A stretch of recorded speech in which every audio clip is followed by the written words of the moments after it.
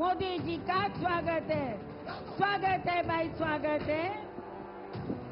स्वागत है भाई, स्वागत है। मोदी जी जय श्री राम।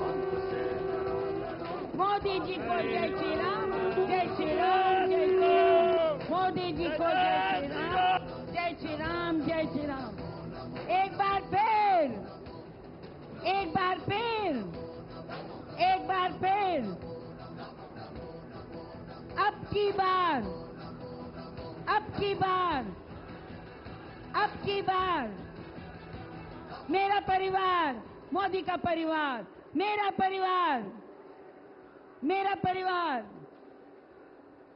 आज माननीय प्रधानमंत्री जी का डमरू, शंख और उद्घोष से इस तपती धूप में स्वागत हो रहा है। मैं सभी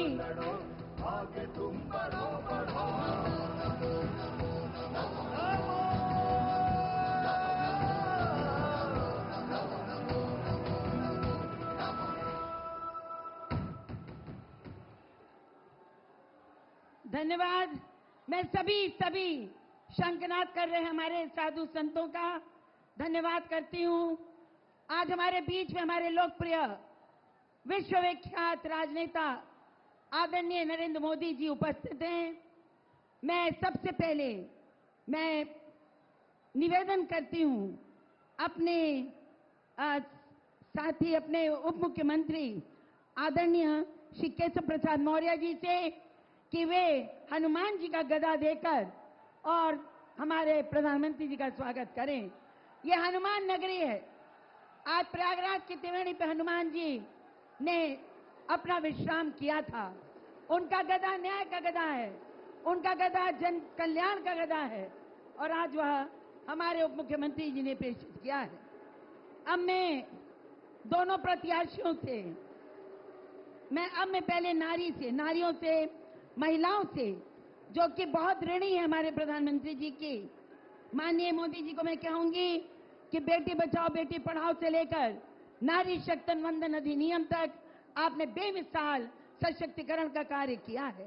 करोड़ों आवास, गैस कनेक्शन, इज्जत घर, निःशुल्क राशन, सौभाग्य और आयुष्मान भारत योजनाओं से हमारी बहनों को, हमारी माताओं को आपने एक सरल जीवन जीने का मौका दिया है। रोजगार के आयाम खोले हैं और 3 करोड़ हमारी लखपति दीदियों का लक्ष्य लेकर और साथ ही साथ मुद्रा लोन के माध्यम से हमारी बहनों का आर्थिक सशक्तिकरण कर रहे हैं। मैं सभी बहनों से कहूंगी कि जो हमारे मंच पर उपस्थित हैं, आभार के रूप में सभी आगे आए और आप जैसा चाहती हैं आदरणीय मोदी जी का स्वागत और अभिनंदन करें। आदरणीय प्रधानमंत्री जी को कृष्ण भगवान की प्रतिमा भेंट करके हो गया बस। दोनों प्रत्याशियों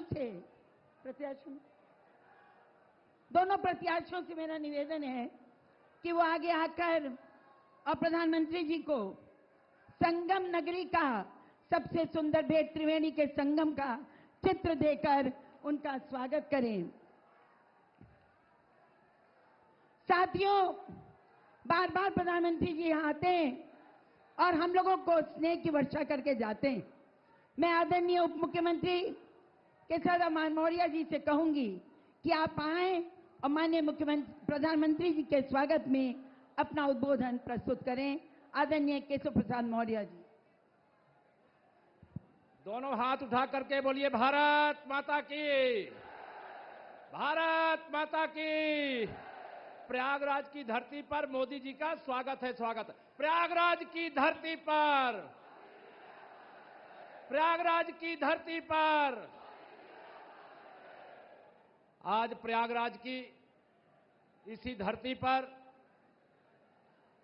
जहां 4 सभाएं 2014, 2017, 2019, 2022 में माननीय प्रधानमंत्री जी संबोधित कर चुके हैं, मैं उनका हार्दिक स्वागत और अभिनंदन अपनी ओर से भी, प्रयाग की ओर से, आप सब की ओर से करता हूं। आप सबके सामने चूंकि माननीय प्रधानमंत्री जी आ चुके हैं, लंबी बातें कोई करने की जरूरत नहीं है, मैं आप सबके सामने विषय रख चुका हूं। लेकिन गरीबों के मसीहा कौन है? मोदी जी हैं। और गुंडों के हमदर्द कौन हैं? सपा बसपा कांग्रेस के लोग हैं। या प्रयाग से लेकर के गाजीपुर तक जिस प्रकार से गुंडों, माफियाओं, अपराधियों के कब्जे में था, वह युग बीत गया। माननीय प्रधानमंत्री जी इसी धरती पर आए थे। आप सबको याद होगा, भारत के पहले प्रधानमंत्री हैं जिन्होंने इसी प्रयागराज में इस कुंभ मेले की सफाई करने वाले कर्मचारियों के चरण धो करके उनको सम्मान देने का काम किया था। मैं माननीय प्रधानमंत्री जी आपका अभिनंदन करता हूं। बाबा विश्वनाथ का धाम और रामलला का मंदिर बनाने वाले कर्मचारियों की आपने पूजा की थी, यह पूरा देश देख रहा है। 80 करोड़ लोगों के पेट की आग को शांत करने, कोई भूख से न परेशान हो, उसके लिए प्रधानमंत्री गरीब कल्याण अन्न योजना का आपने राशन दिया। 4 करोड़ से अधिक गरीबों को प्रधानमंत्री आवास देने का काम आपने किया। गरीब कल्याण की अनेक सुविधाएं देने का काम किया। उसका वर्णन करेंगे तो घंटों लगेगा।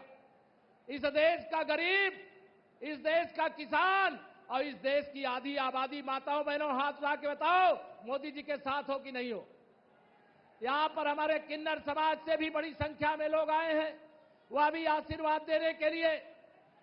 एक तरफ भ्रष्टाचारी हैं, गुंडे हैं, अपराधी हैं, एक तरफ गरीबों के हमदर्द हैं। मैं आप सबसे अपील करूंगा, ये सब किन्नर समाज के लोग हैं। माननीय प्रधानमंत्री जी कृपया बैठ जाएं, बैठ जाएं। मैं आप सबकी ओर से माननीय प्रधानमंत्री जी का स्वागत करते हुए आप सब भी सुनना चाहते हैं।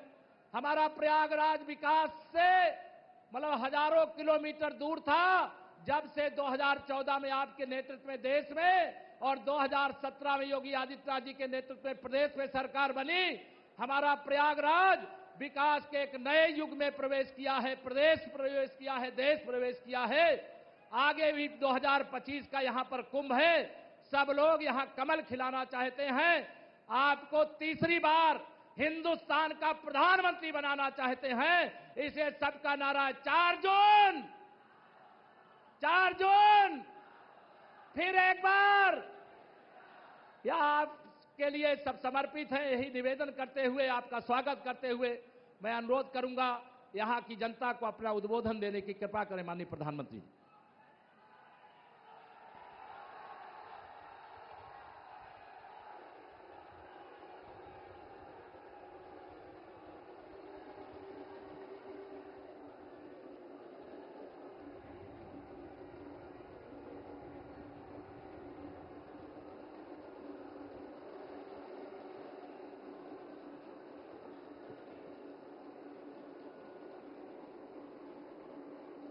भारत माता की, भारत माता की, भारत माता की। तीर्थराज प्रयाग की इस पावन धरती पर यहां के सब परिवारजनों के हमार प्रणाम।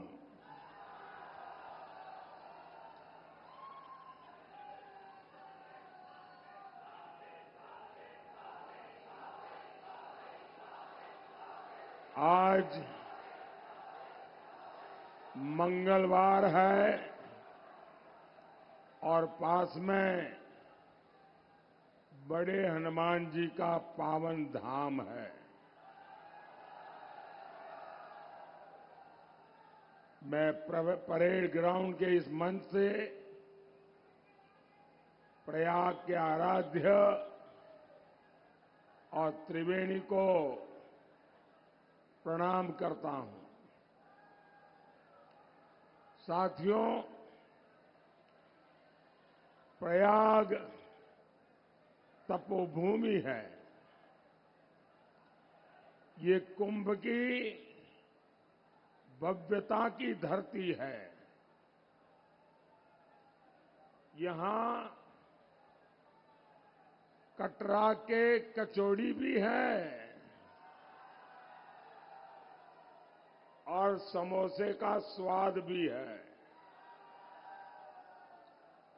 यहां इलाहाबाद यूनिवर्सिटी भी है और गुरु भारद्वाज के आश्रम भी है।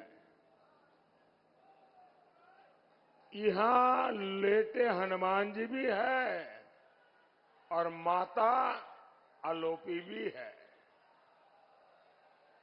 और इसलिए तीर्थराज प्रयाग का आशीर्वाद मतलब पूरे ब्रह्मांड का आशीर्वाद।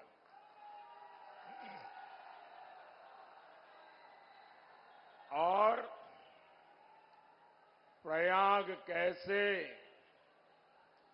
अनंत आशीर्वाद दे रहा है, ये आपका उत्साह बता रहा है। साथियों, 24 का ये चुनाव तय करेगा भारत के भविष्य की त्रिवेणी किधर बहेगी।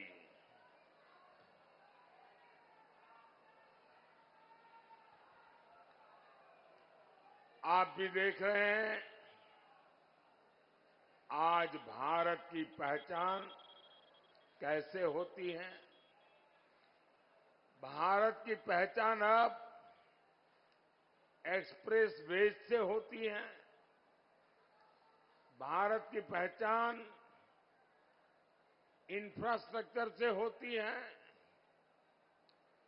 बड़े बड़े देश मुझसे कहते हैं, भारत की डिजिटल टेक्नोलॉजी हमें भी चाहिए। भारत अब दुनिया में अपनी आवाज बुलंद कर रहा है। भारत G20 का आयोजन करवाता है तो पूरी दुनिया हैरान हो जाती है। और साथियों, यही तो प्रयागराज का इस क्षेत्र का मिजाज है। यहां के लोग ना किसी से दब के रहते हैं, ना किसी से डर के रहते हैं। जो जिंदा दिली मैंने प्रयागराज के लोगों में देखी है, वो कम ही मिलती है। और यही मिजाज तो आज के भारत का भी मिजाज है। साथियों, आज जब भारत आगे बढ़ रहा है तो हर देश प्रेमी इससे खुश है। लेकिन आप देखिए,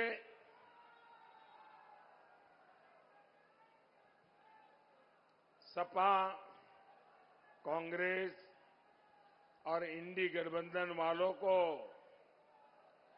भारत का गौरव गान हजम नहीं होता। और ये करते क्या है? कांग्रेस के शहजादे भारत को गाली देने के लिए विदेश जाते हैं। ये इंडी गठबंधन वाले चुनाव भी किस एजेंडा पर लड़ रहे हैं? इनका एजेंडा है कश्मीर में आर्टिकल 370 फिर से लाएंगे। इनका एजेंडा है सीएए को रद्द करेंगे। इनका एजेंडा है भ्रष्टाचार पर जो कड़े कानून बने उन्हें रद्द करेंगे। क्या ये सब करने के लिए आप कभी भी ये इंडी अलायंस वालों को, सपा कांग्रेस वालों को एक भी वोट देंगे क्या? देंगे क्या? क्या देश को दिशा देने वाली प्रयागराज की धरती को इन लोगों की हरकत मंजूर होगी क्या? साथियों, इंडी गठबंधन वालों का, सपा कांग्रेस वालों का सुशासन से और हमारी आस्था से 36 का रिश्ता है।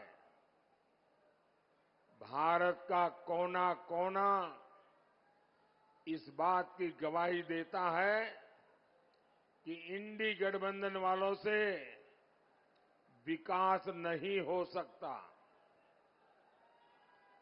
आप यहां प्रयागराज में होने वाले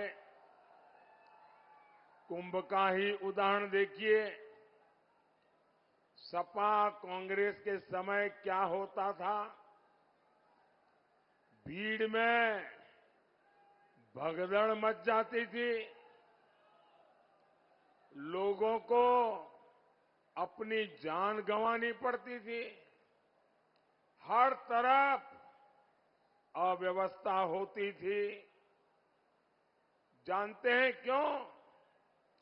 क्योंकि उन्हें कुंभ से ज्यादा अपने वोट बैंक की चिंता रही है। अगर कुंभ के लिए ज्यादा कुछ करते दिख गए तो कहीं उनका वोट बैंक बुरा न मान जाए। इन लोगों को वोट बैंक का इतना डर सताता था। सपा कांग्रेस में तुष्टीकरण का कंपटीशन होता था। आप मुझे बताइए, राम मंदिर का बहिष्कार करने वाले ये लोग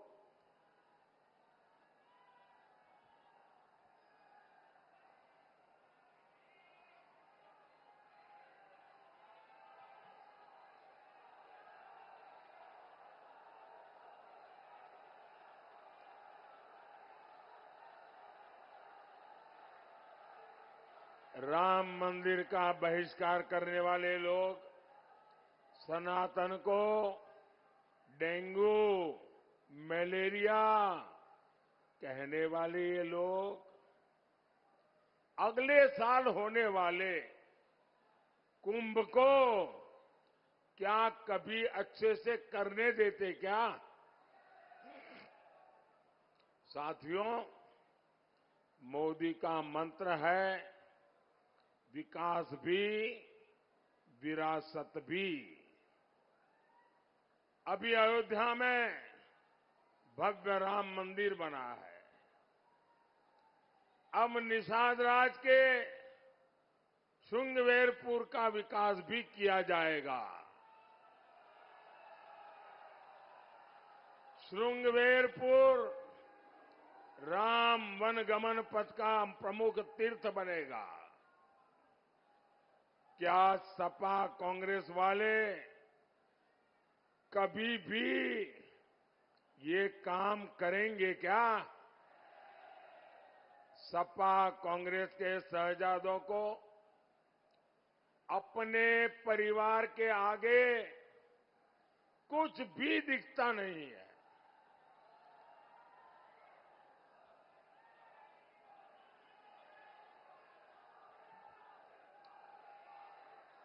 कांग्रेस तो आजादी का सारा श्रेय भी एक परिवार को देना चाहती है। आपको मालूम होगा, गुजरात में सरदार वल्लभ भाई पटेल का स्टैच्यू बना है, स्टैच्यू ऑफ यूनिटी। ये दुनिया में सबसे ऊंचा स्टैच्यू है, सरदार वल्लभ भाई पटेल का है। सरदार वल्लभ भाई पटेल कांग्रेस के थे। स्टैच्यू मोदी ने बनवाया, लेकिन ये कांग्रेस का परिवार उस तरफ जाने का उनको डर लगता है कि इतने बड़े स्टैच्यू का अगर परछाया भी उन पर आ जाएगा तो शायद उनके लिए आफत आ जाएगी। साथियों, सपा और कांग्रेस का चरित्र ही विकास विरोधी है। सपा कांग्रेस के समय प्रयागराज से बहुत भेदभाव हुआ। आपको याद है ना, कैसे बिजली के लिए यहां के लोगों को तरसा कर रखा जाता था। हर दुकान के बाहर जनरेटर का शोर और धुआं रहता था। आज हमारे योगी जी, हमारे केशव प्रसाद मौर्य जी, हमारी भाजपा सरकार में तो हर जिले को बराबर और भरपूर बिजली मिल रही है। 2017 से पहले हमारे किसान भाई बहन रात रात भर जगकर खेत में सिंचाई करते थे। आज किसानों को भी आसानी से बिजली मिल रही है। साथियों, आज हमारा प्रयाग विकास की नई ऊंचाइयों को छू रहा है। Prayagraj, Raebareli, Lucknow 4 lane highway, Ganga expressway, Haldia से प्रयागराज तक वाटरवे, अमृत स्टेशन और वंदे भारत ट्रेनें, हर क्रॉसिंग पर ओवरब्रिज और अंडरपास, गंगा जी पर iconic cable bridge, Bamrauli airport का कायाकल्प, पहले जो कल्पना नहीं होती थी, आज वो साकार हो रहा है। साथियों, यूपी के ऐसे बहुत फर्स्ट टाइम वोटर हैं जिन्हें पता ही नहीं होगा परिवारवादी पार्टी के दिनों में क्या होता था, कैसे हमारी बहन बेटियों का घर से बाहर निकलना मुश्किल होता था। उद्योग धंधे सब चौपट पड़े थे। किसी भी व्यापारी को वसूली और फिरौती का फरमान आ जाता था। हमारा तीर्थराज प्रयाग, यहां खुलेआम सड़कों पर बम चलते थे, गोलियां चलती थी, गुंडे माफिया बेखौफ अपनी शेखी बगाड़ते थे। सीधे सच्चे लोग दहशत में जीते थे। यहां के दुकानदार, यहां के कारोबारी भूल सकते हैं क्या कि उनकी हालत रहती थी उस समय? लेकिन जब से भाजपा सरकार आई है, माफिया के खिलाफ भी यहां सफाई अभियान चल रहा है।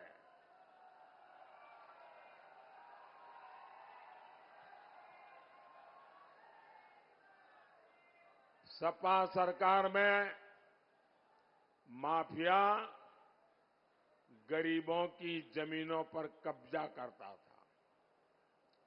अब उसके अवैध महल तोड़कर भाजपा सरकार वहां गरीबों के लिए घर बनवा रही है। साथियों, प्रयागराज शिक्षा का इतना बड़ा केंद्र है। यहां के युवा कभी भूल नहीं सकते सपा सरकार कैसे आपके सपनों का सौदा करती थी। मेहनत आपकी, योग्यता आपकी, लेकिन नौकरी किसी और को मिलती थी। नौकरी दी जाती थी जाति देख करके, नौकरी मिलती थी घुस देने वालों को। यूपी पीएससी को इन लोगों ने परिवार सर्विस कमीशन बना दिया था।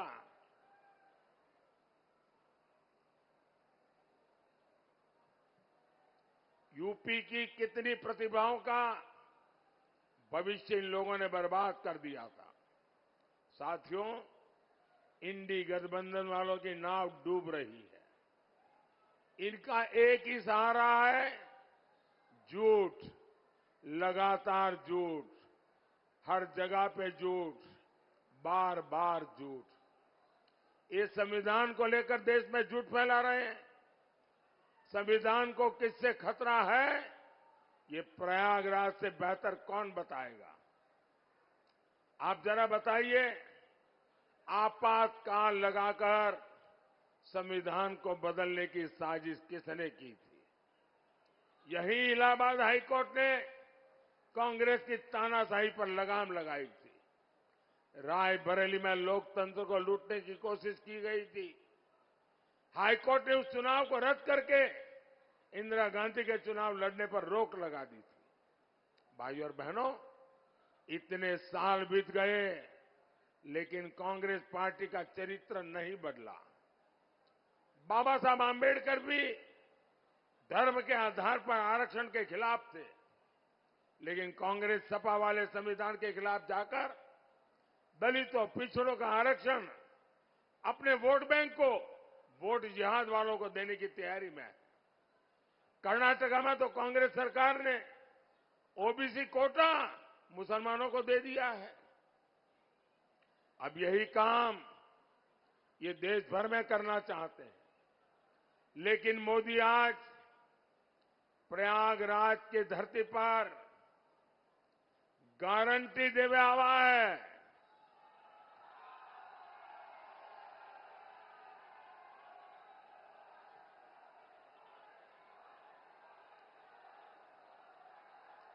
मैं दलितों, पिछड़ों का आरक्षण इन लोगों को छीनने नहीं दूंगा, और ये मोदी की गारंटी है। साथियों, मोदी आगे भी आपकी सेवा करता रहे, इसके लिए एक सशक्त सरकार चाहिए। प्रयागराज से भाई नीरज त्रिपाठी जी और फूलपुर से भाई प्रवीण पटेल जी, आप इन्हें जो वोट देंगे वो मोदी को मजबूत करेगा। आप बताओ, 4 जून के इनका जिताए के भेजो ना। हमें जोर से बोलो, दोनों सीट पर कमल खिली ना।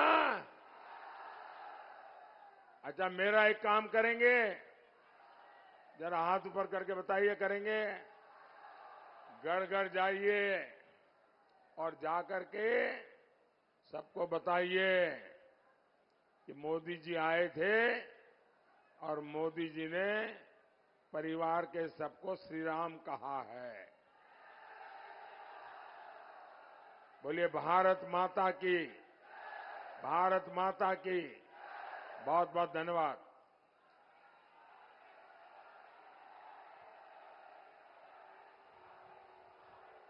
हेलो। आदरणीय मोदी जी के उद्बोधन ने जो उत्साह यहाँ पैदा किया है, वह अब वोट में परिणत होगा। मोदी जी, आपकी गारंटी हमारे लिए 24 कैरेट सोने से भी खरी है, और हम आपको आश्वस्त करते हैं कि हम प्रयागवासी आपकी गारंटी पर यह गारंटी देते हैं कि दोनों सीट 51 फूलपुर और 52 इलाहाबाद हम प्रचंड बहुमत से जिताकर कमल का फूल खिलाकर आपके पास भेजेंगे। धन्यवाद। जय हिंद। मेरे साथ नारा लगाइए, अब की बार, अब की बार, एक बार फिर, एक बार फिर। धन्यवाद। जय हिंद। भारत माता की।